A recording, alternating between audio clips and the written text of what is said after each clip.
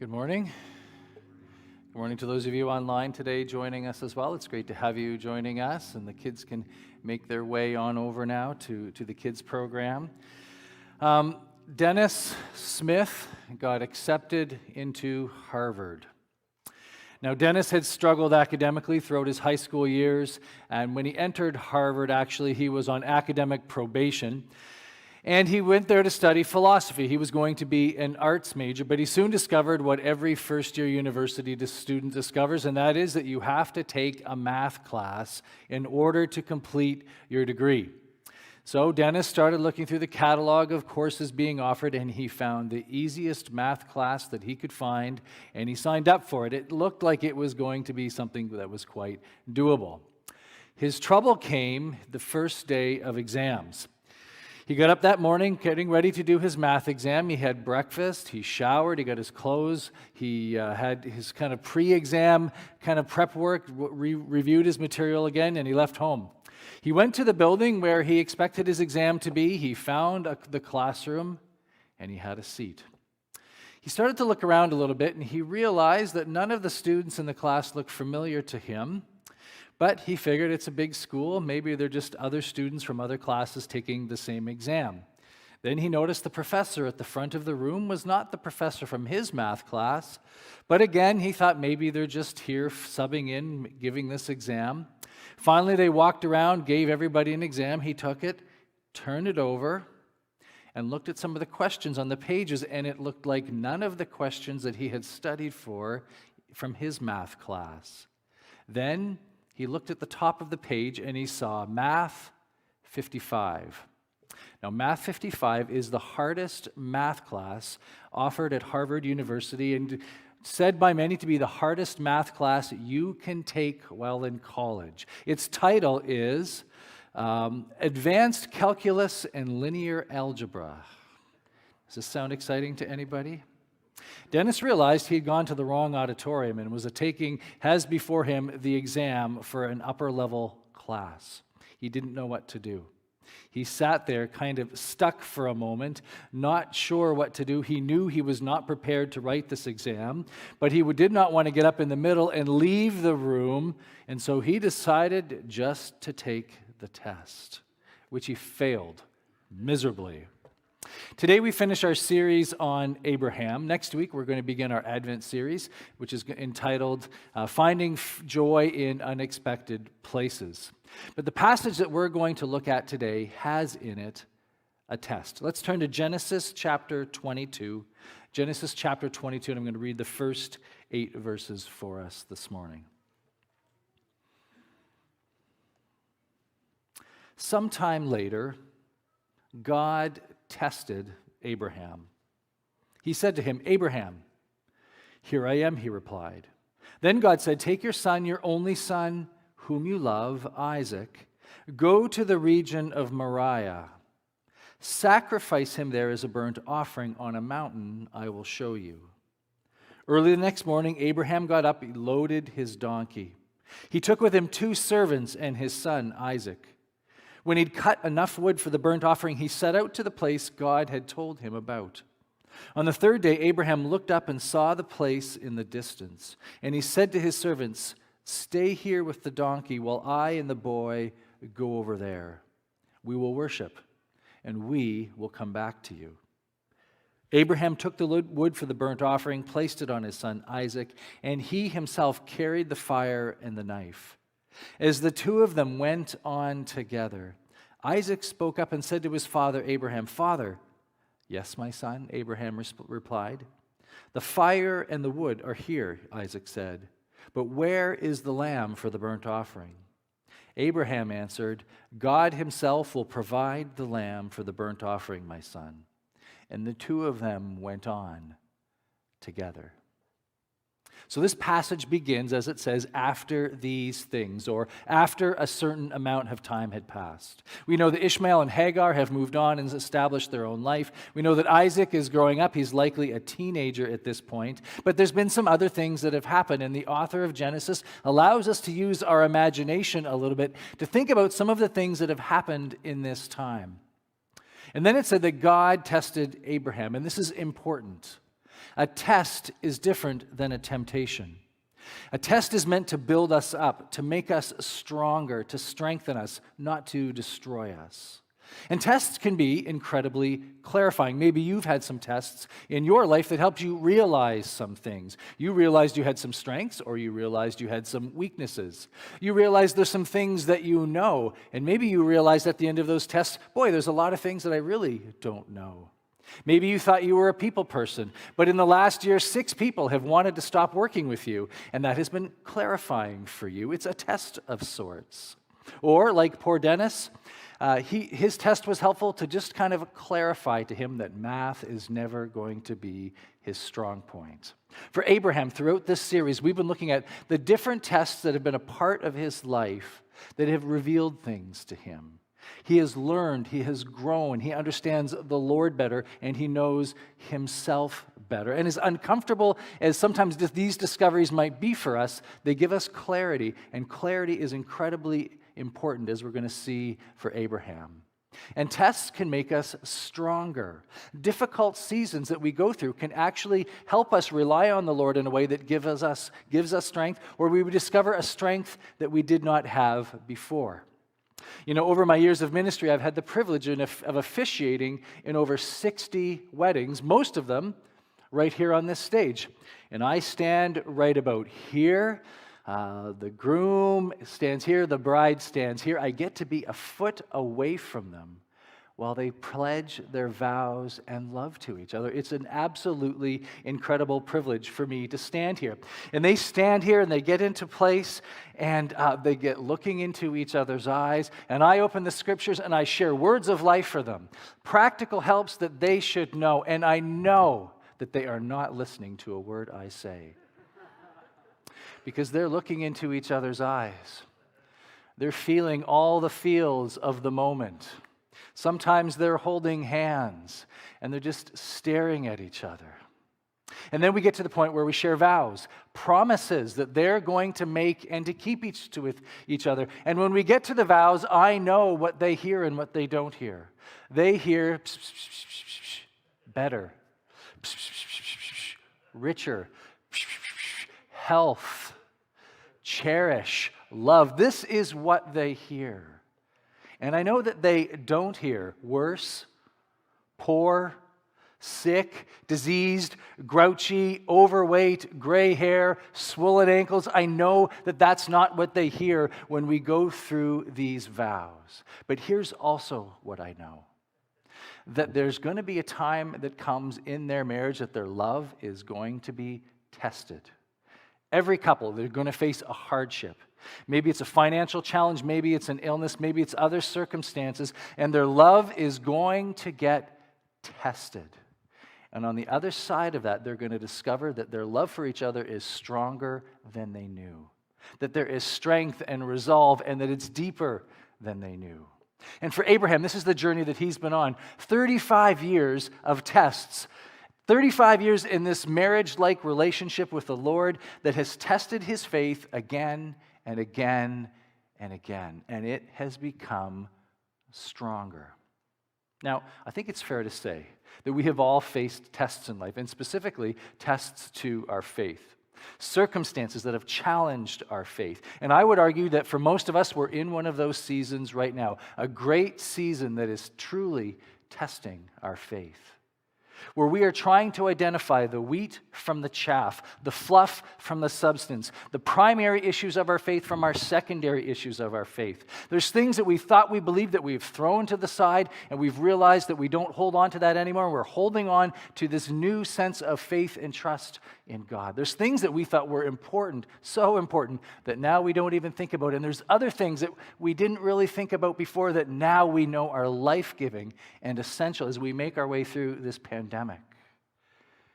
And for some of us, you're just discovering faith in a new kind of way because of this season of testing that we're in.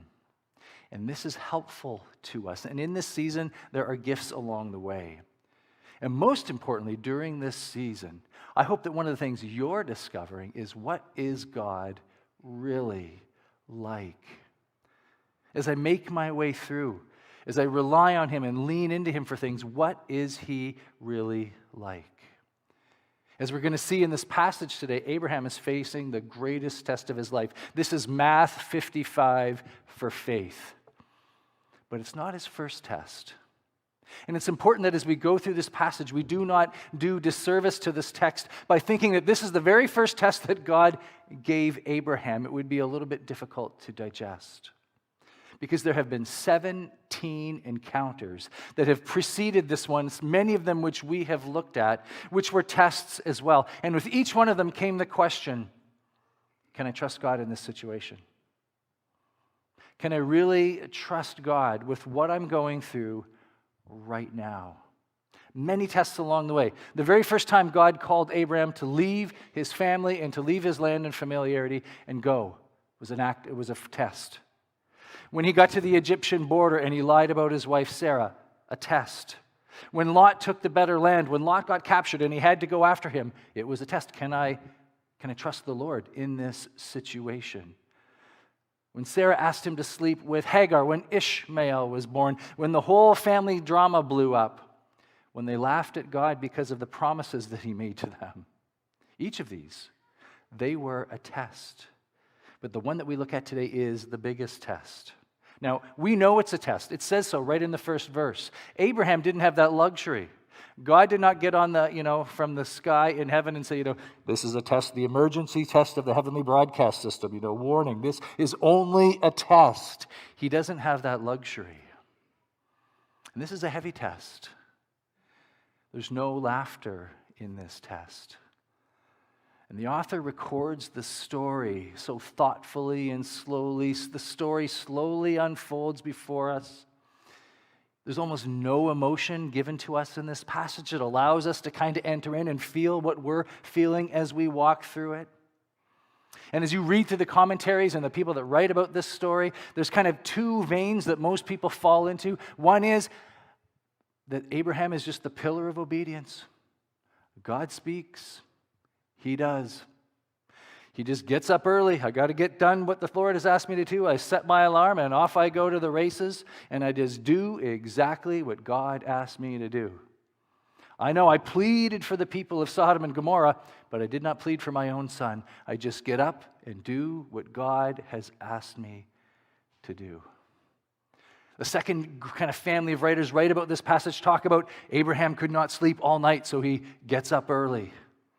He's overwhelmed with the ask that God had given to him. So he makes himself busy, chopping wood and getting the saddle and getting all the things prepared, keeping his hands busy, keeping his mind occupied, trying to buy himself some more time. Abraham had staff to chop wood. He had staff to get donkeys ready. But he's going to do it because he's trying to buy himself some time. And it's almost like when the author writes this story, they allow us to enter in.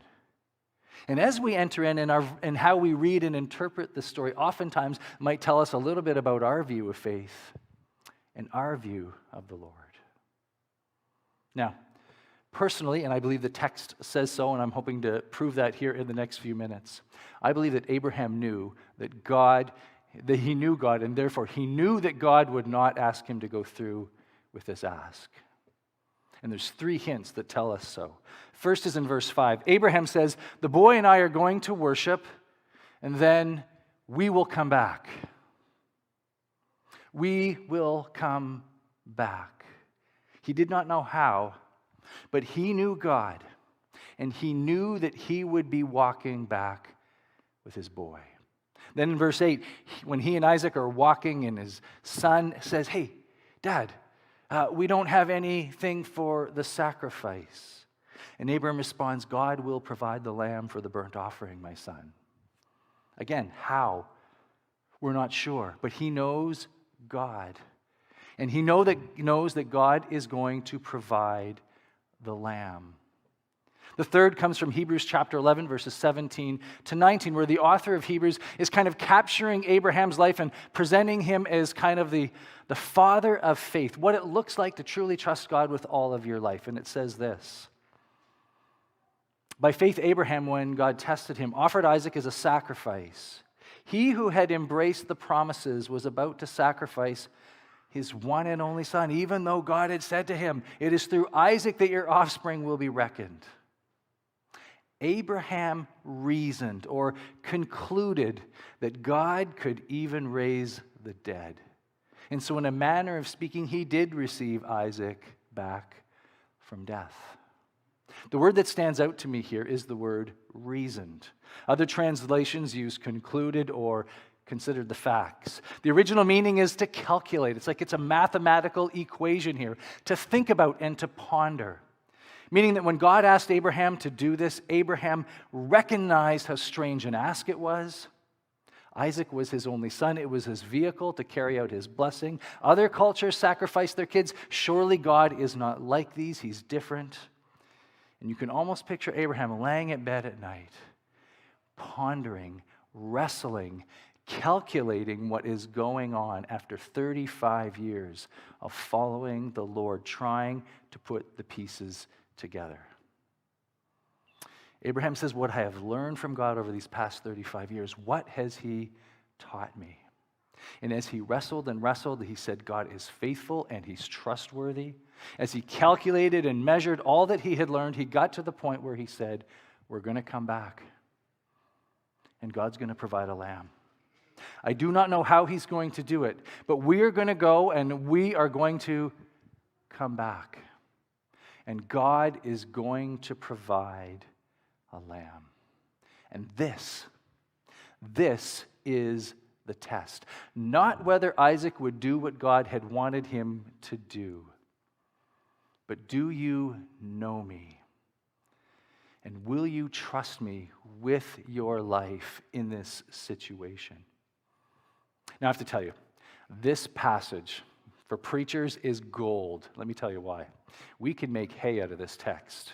And probably, maybe you've heard sermons. I have probably preached sermons, and if so, I repent and apologize. Because oftentimes this passage gets used, and the punchline is simply this. If you do not love God enough to sacrifice your child to him, you're a bad Christian. To which we all say, we're really bad Christians. And maybe you grew up in a tradition whereby you feel, unless I leave church feeling guilty, I haven't really talked to the Lord. Unless I leave the church feeling miserable, God has not really spoken to me. I don't think that's what this passage is about. Here's what I think is going on here. God has desperately been trying to show Abraham, and what we have learned is that faith is not just doing what God asks us to do. It's about knowing who he truly is and what he's like. That it's a relationship of trust, and so we do what he's asked us to do. That at the heart of faith is a relationship built on trust. That the Lord has been revealing himself to us again and again. And as we get to know him, we can trust him with our lives. True faith is about having greater and greater clarity about the heart and the character of God. Therefore, we are free to trust him with everything that we have. And Abraham receives this test. He considers of what he has learned and knows of the Lord, what he has experienced over 35 years again and again, and he simply concludes, we're coming back. And God will provide a lamb. Let's keep reading verse 9 to 19. When they reached the place God had told them about, Abraham built an altar. Abraham's been building altars throughout this story, and there he arranged wood on it. He bound his son Isaac and laid him on the altar on top of the wood. He reached out his hand and took the knife to slay his son, but the angel of the Lord called out to him from heaven, Abraham, Abraham. Here I am, he replied. Do not lay a hand on the boy. Do not do anything to him. Now I know that you fear God because you have not withheld your son, your only son.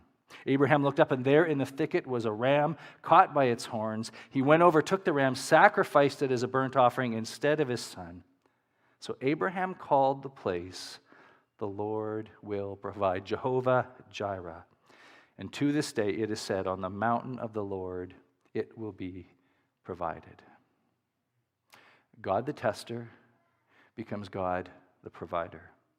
And Abraham's faith in the character of God is true. He and his son go and worship, and they return. And they worship not the boy, or the sacrifice not the boy, but the lamb. And this is not a lucky guess.